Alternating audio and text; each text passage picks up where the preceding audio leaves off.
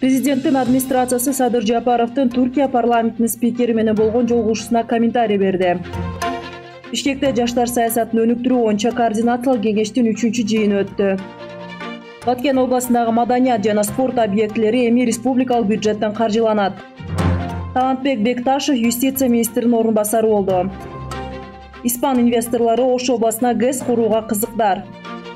Жалал Абадта аэропортту көчүрүп, шаар аймагын кеңейтүү пландалууда. Нур-Султан шаарынан Бишкекке жаңы авиакаттам ачылды. Президенттин администрациясынын тышкы саясат бөлүмүнүн башчысы Муратбек Азымбакиев президент Садыр Жапаровдун Түркиянын улуу улуттук жыйынынын төрагасы Мустафа Шентоп менен жолугушуусу боюнча комментарий берди. Президент Садыр Жапаров менен болгон жолугушуусунун жүрүшүндө Кыргызстан менен Түркиянын ортосундагы эки тараптуу кызматташуунун, анын ичинде парламент аралык өз ара аракеттенүүнүн абалы жана келечеги талкууланды. Жолугушууда түрк тарап ФЭТТО уюмунун ишмердүүлүгү жөнүндө маселеси жалпысынан да козгоду. Анын ичинде Кыргызстан дагы бар.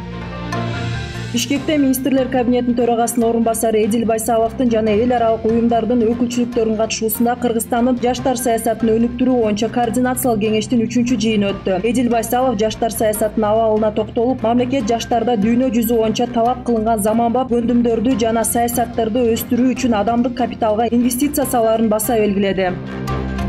Мурда жергиликтүү бюджеттен каржыланып келген Баткен областындагы маданият жана спорт объектилери эми республикалык бюджеттен каржыланат. Маалымат кылайык, тийиштүү чечим министрлер кабинетинин кеңешмесинде кабыл алынды. Бул чечим Баткен областынын статусу жөнүндө мыйзамды ишке ашырууга багытталган. Баткен областынын жергиликтүү бюджеттерден каржылануучу маданият жана спорт объекттерин маданият, маалымат, спорт жана жаштар саясаты министрлиги аркылуу республикалык бюджеттен каржылоого өткөрүү чечими кабыл алынды. Талантбек Бекташев юстиция министринин орун басары болуп дайындалды. Министрликтен билдиришкенде, кечээ 27-июнда Бекташев эмгек жамаатына тааныштырылды. Талантбек Бекташев 1986-жылы туулган, жогорку билимдүү. Буга чейин президенттин администрациясынын укуктук камсыздоо бөлүмүндө башчы жетекчинин орун басары болуп иштеген.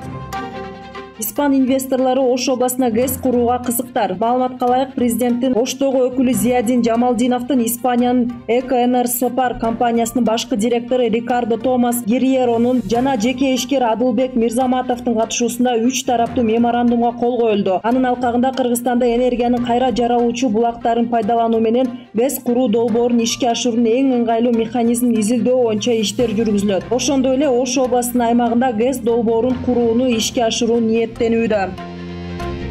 Жалал Абад шаарынын 2040-жылга чейинки башкы планы даярдалууда. Муниципалитеттин басма сөз кызматы билдиргендей, Жалал Абад шаардык кеңешинин төрагасы Нуртилек Орозбаев, шаардын вице-мэры Элдос Таев шаардын башкы планын даярдап жаткан адистер менен жолугушту. Жолугушууда адистер учурда башкы планды даярдоо боюнча жеринде иш жүргүзүп жатышкандыктарын белгилеп, айтылган сунуш пикирлердин үстүндө иш алып барышаарын билдиришти. Нур-Султан Бишкек Нур-Султан багыты боюнча жаңы авиакаттам ачылды. Маалымат кылайык, авиакаттамдарды Fly Arslan авиакомпаниясы аткарат. Каттам жумасына 2 жолу дүйшөмбү жана бейшемби күндөрү аткарылат. Учуунун убактысы 2 саат.